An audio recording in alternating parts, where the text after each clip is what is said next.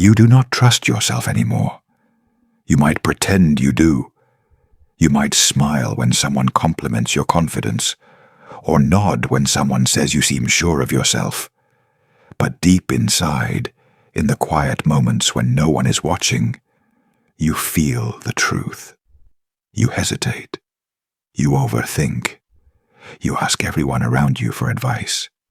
You Google questions you already know the answers to. You second-guess your feelings and override your instincts. You apologize for things that never needed an apology in the first place. And you are tired. Because constantly questioning yourself is exhausting. Because you feel like a stranger inside your own body. Because no matter how many books you read, how many quotes you save, how many plans you make, you still end up in the same place, unsure, disconnected, and restless. But you were not always like this. There was a time when you acted without fear, when you spoke without rehearsing your every word in your head, when you trusted your desires, your impulses, your energy.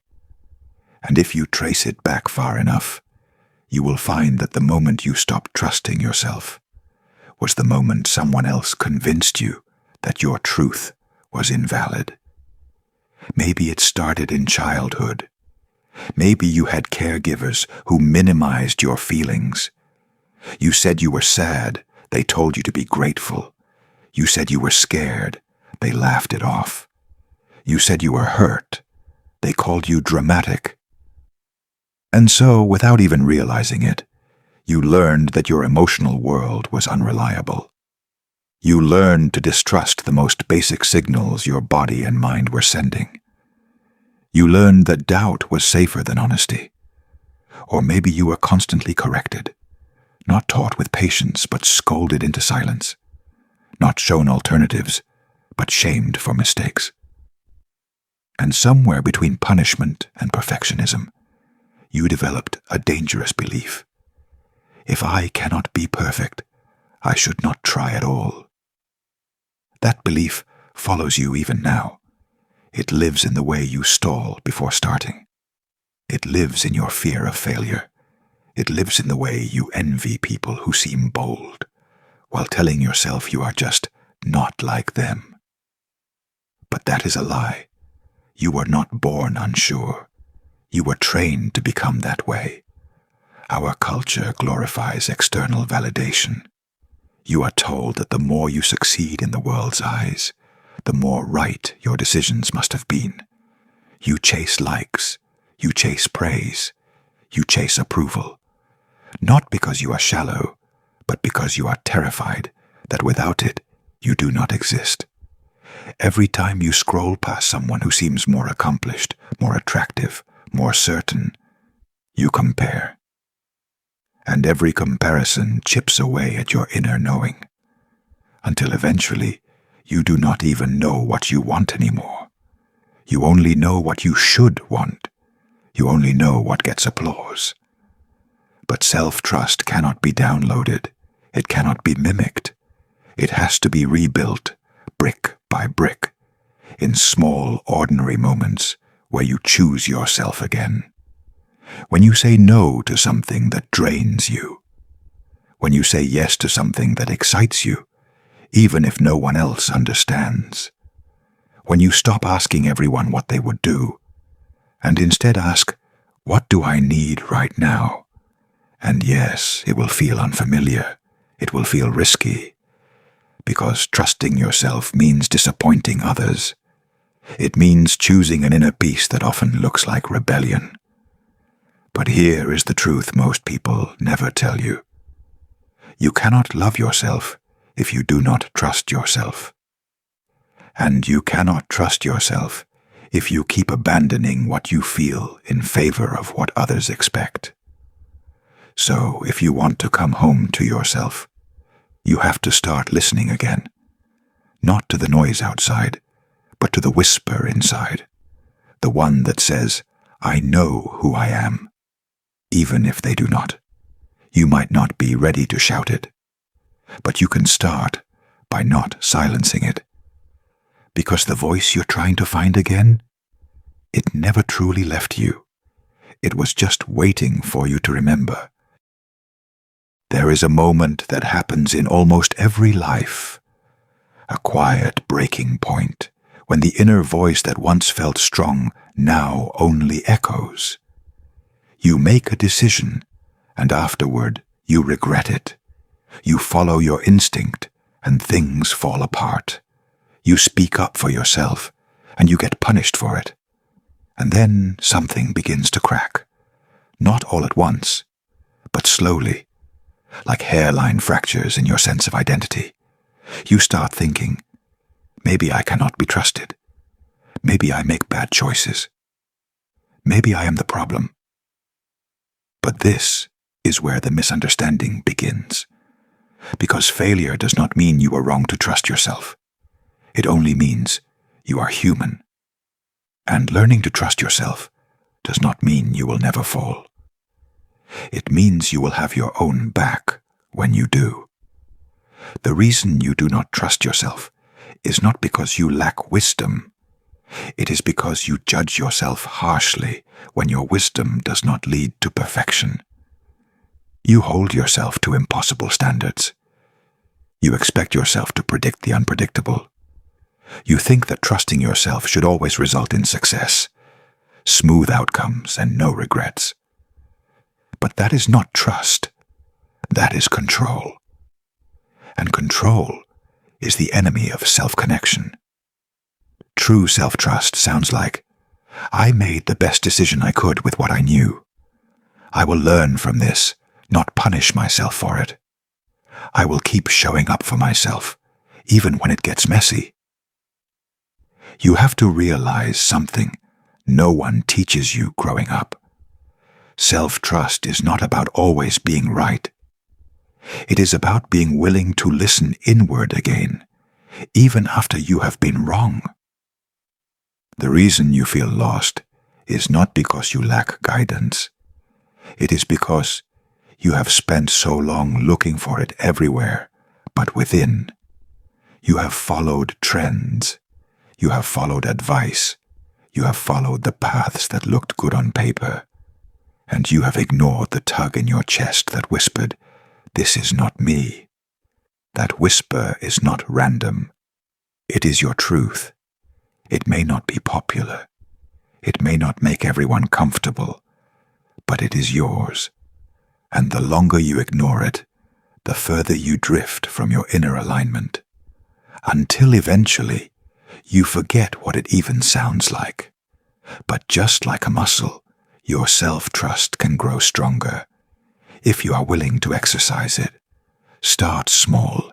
Stop outsourcing your decisions. When you feel that urge to ask everyone what they think, pause, breathe, and ask yourself first, what do I feel about this? What do I want in this moment? What would I choose if I were not afraid of disappointing anyone? It might feel like a whisper at first, shaky, unsure, fragile, but the more you honor it, the louder it becomes. That is how you build trust, through consistency. Trust does not come from doing the perfect thing. It comes from proving to yourself that no matter what happens, you will not abandon who you are.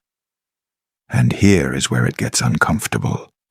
Self-trust often requires you to be misunderstood, to say no when everyone expects a yes, to rest when the world is obsessed with hustle, to stay when others run, to walk away when others cling. It is not about rebellion for rebellion's sake. It is about realigning with your core. Because when you do not trust yourself, you become manipulatable.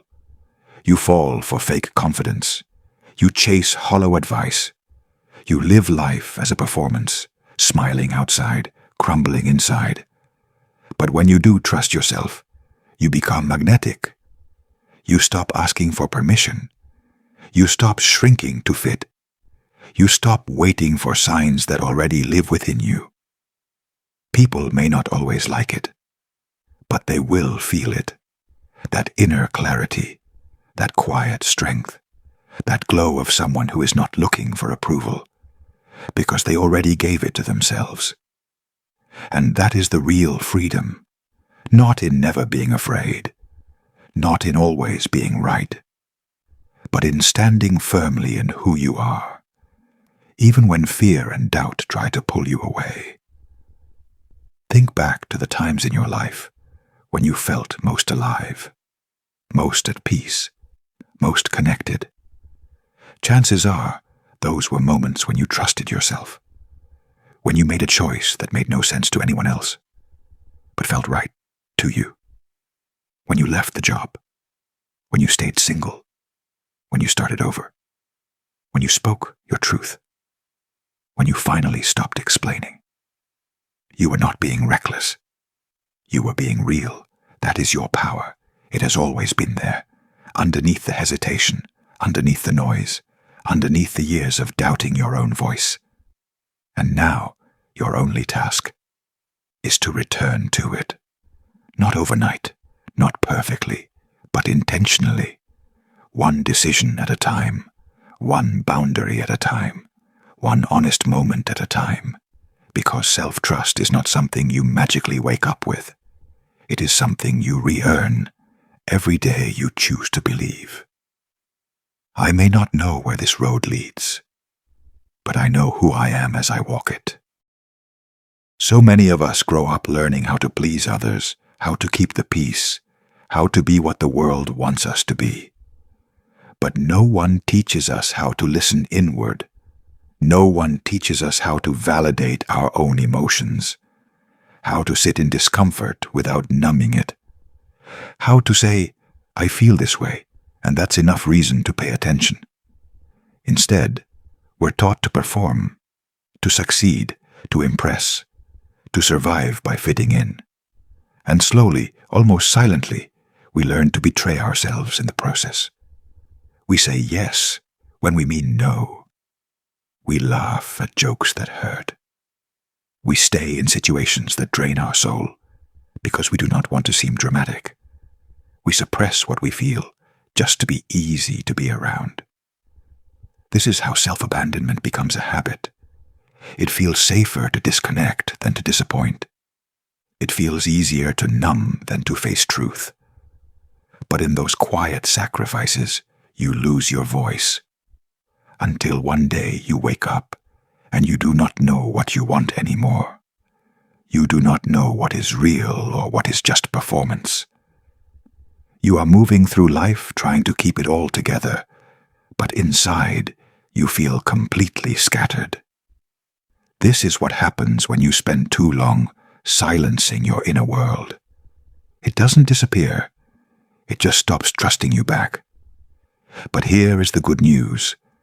Just like trust can be broken, it can also be rebuilt. You start by acknowledging the harm. You admit the truth, even if it is uncomfortable.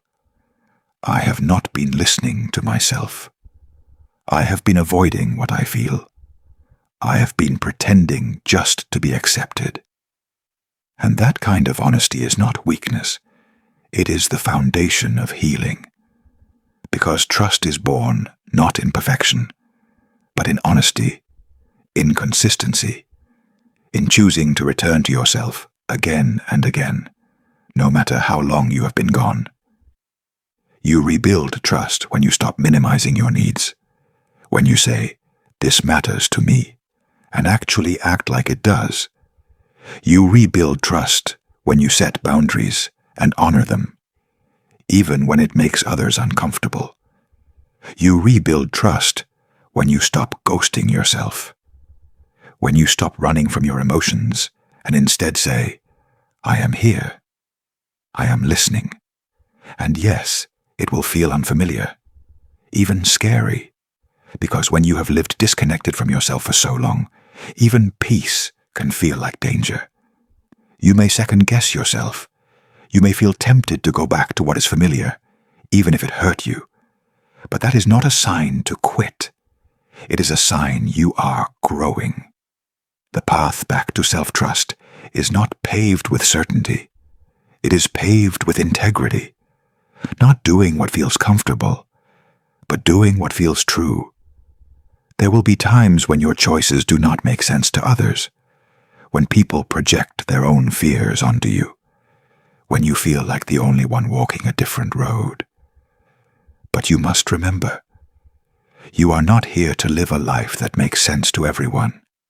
You are here to live a life that feels honest to you, because your inner voice, that quiet whisper of intuition, that deep knowing, it is not random.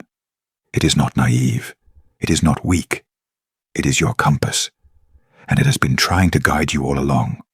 You just stopped listening, and now your work is to return, to rebuild that relationship, to apologize to yourself where needed, to forgive yourself for the times you did not know better, to stand with yourself in the moments when doubt creeps in. That is the real self-improvement. Not becoming someone new, but reclaiming the you that was buried under expectation. And you will know you are healing when you no longer chase what you once begged for, when you no longer need validation for every decision, when peace no longer feels foreign, it feels like home. So give yourself permission to not have it all figured out, to still be learning, to still be healing, but also to take up space, to speak up, to change your mind, to listen inward without needing a second opinion. Because every time you do, you are rebuilding trust with the one person who will never leave your side, you. And maybe you needed someone to tell you this. You are not broken because you doubted yourself. You are not weak because you made mistakes. You are simply human, learning how to come home to yourself again. That is the journey, that is the practice, and that is your power. So from now on, do not just ask, what should I do? Ask, what feels true to me? Then follow that answer, even if it is scary, even if it is slow, even if it is not what they expect. Because in a world full of noise, you remembering how to hear yourself might be the most radical thing you ever do.